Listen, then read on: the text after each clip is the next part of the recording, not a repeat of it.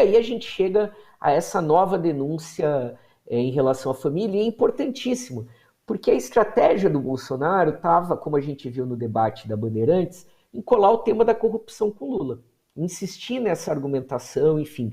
E essas revelações prejudicam, né?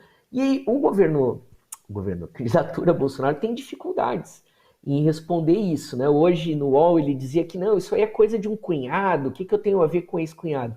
De fato, uma das propriedades é de um ex-cunhado, mas nós estamos falando de mais de 100 negociações, sendo que dessas, em torno de 25, 26 são com dinheiro vivo, e outro um quarto, 25, 26, os jornalistas não conseguiram apurar de que forma que foram, então talvez nem se esgote, né?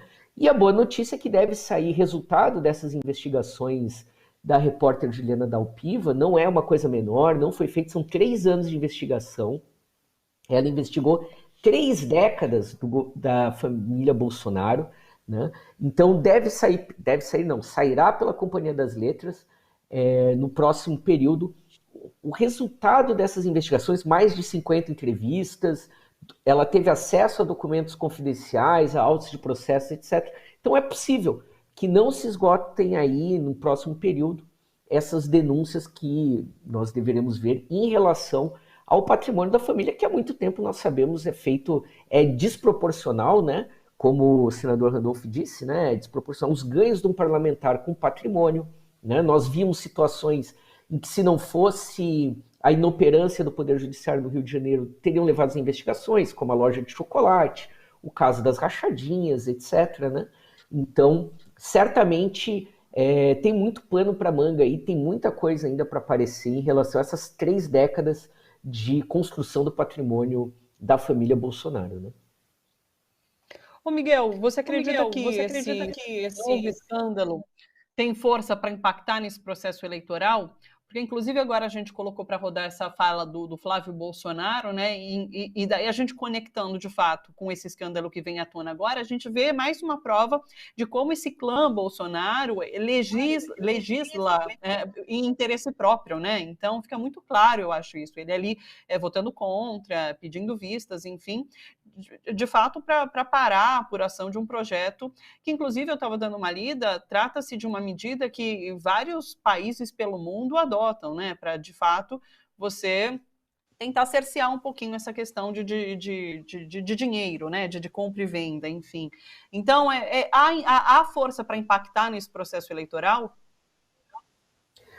Olha, eu achei engraçadíssimo a seleção, né, que a produção fez, porque o argumento do Flávio Bolsonaro tá fora da realidade do brasileiro, pagar boleto acima de 10 mil reais, né? Quer dizer, todo mundo vai no banco com um carrinho de feira e 10 mil reais, né? E é engraçado que a propaganda positiva que o Bolsonaro tem usado na campanha é que ele criou o Pix. Então, né, para alguém que está tão apegado a dinheiro em espécie, né? É até o contraditório.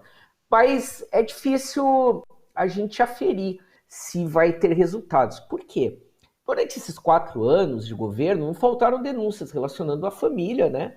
A casos de corrupção, de suspeitas, de rachadinha, e a percepção que as pesquisas foram registrando é de que havia no imaginário das pessoas uma ideia de que o Bolsonaro não é corrupto e ele não é responsável pelos filhos. Se os filhos roubam, não é responsabilidade dele, enfim. E o tema da corrupção talvez não colhe na pessoa do Jair Bolsonaro. Pode cair no Flávio, né, no Carluxo, enfim, tem um pouco mais de dificuldades para isso. Se isso surtir efeito, vai surtir naquela zona do rebaixamento que a gente fala, Ciro, Tebet, né? O pessoal que está trocando votos entre eles. Hoje a gente vai ter o resultado da Datafolha, e mesmo que a gente veja algum crescimento na pesquisa de hoje ou nas próximas da Tebet, do próprio Ciro, a gente percebe que as trocas de votos estão ali, né, entre eles, da Tebet para o Ciro, do Ciro para a Tebet, não tem mexido. Então, se afetar um eleitor mais com discurso acentuado da corrupção, etc., vai ser aí embaixo, né? Nós teríamos aí uma dissidência de um voto do Bolsonaro para o Ciro, para a Tebet, mas eu acho isso muito difícil, né? Quem está com o Bolsonaro sabe de quem que se trata, do que quem é a pessoa, né? Certamente não é agora, mesmo quem era favorável, né, o ex-ministro Sérgio Moro, se já se abandonou junto com o Moro e voltou agora, não vai abandonar novamente. E de qualquer forma, a Tebet e o Ciro não têm chances nenhuma de chegar ao segundo turno, a menos que o Lula ou o Bolsonaro desapareçam da disputa, né? A gente está falando, de novo, nós estamos falando em 4 semanas, o Ciro está aí há 4 anos como candidato, ele não ultrapassou essa barreira dos 10%. A gente, veja, ele teria que fazer milhões de votos por semana para chegar ao segundo turno, né? Não é, isso é praticamente impossível, a menos que, como foi em 2018, que o Bolsonaro estava nessa faixa aí dos 10, 16, foi preciso prender o Lula para ele chegar ao segundo turno, né? Então, a menos que a gente tenha uma prisão do Bolsonaro, que eu acho improvável, né? É impossível Ciro ou Tebet subirem agora, enfim, né?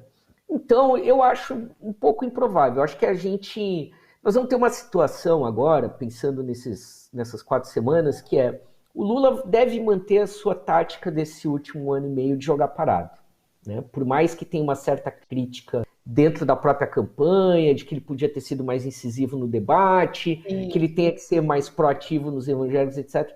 Há uma tendência de ficar tudo como está, meio que na lógica, time que está ganhando não se mexe. De qualquer forma, o tempo corre contra o Bolsonaro, não contra o Lula.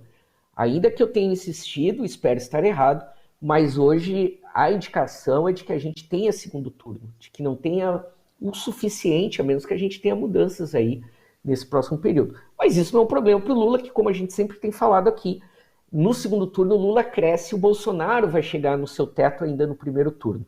Então o tempo corre contra o Bolsonaro e ele não tem tido a capacidade de criar fatos novos que possam impulsionar, né? Recapitulando, o Auxílio Brasil não colou, o auxílio caminhoneiro não está colando, os taxistas, e o 7 de setembro, como eu acabei de dizer, tende a ser muito esvaziado, né? Então vai faltar algo que impulsione a campanha nessa reta final.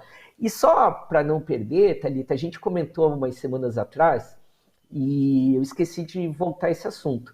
Quando o Janones retirou a candidatura, a gente falou, olha, não vai contar em voto, mas vai pesar muito na campanha digital. E tem sido feito, a gente tem percebido isso, né? Fora o protagonismo dele ali, batendo boca com Salles, etc., né? Mas a presença dele no meio digital tem sido forte. E aí, entre as más notícias para o Bolsonaro essa semana, de que o anti-bolsonarismo já é maior nas redes, e hoje o Lula já tem superado o Bolsonaro no TikTok e no YouTube, né? Então também, mesmo com toda a máquina, né, com todos os robôs, etc., né, mesmo no campo digital, o Bolsonaro tem tido mais dificuldades do que ele tinha em 2018. Né? Então, o tempo corre contra ele. E, por outro lado, a favor do presidente Lula. Né? Então, eu acho que, no geral, a gente pode ter... É muito engraçado, eu estava conversando com o Lauro, que escreve o Ponto junto comigo, a gente diz que a eleição das nossas vidas é a eleição mais importante do século XXI, mas está chata a beça, está acontecendo pouca coisa pelo que a gente esperava, né? Pela importância dela. Tanta coisa, tanta notícia para comentar, tanta coisa acontecendo, você está achando chata? Poxa vida! Porque a gente vai ver, Thalita, que hoje nós vamos ver no Datafolha, e de certa forma tem mantido, olha, a gente vai ver nas pesquisas por telefone uma diferença de 8 pontos do Lula para o Bolsonaro, e nas que são presenciais em torno de 12 pontos, independente de quem faz. Então, por mais que a gente tenha fatos novos, tem ficado estagnado, né? E a tendência é que a gente vai chegar dessa forma até a última semana, provavelmente.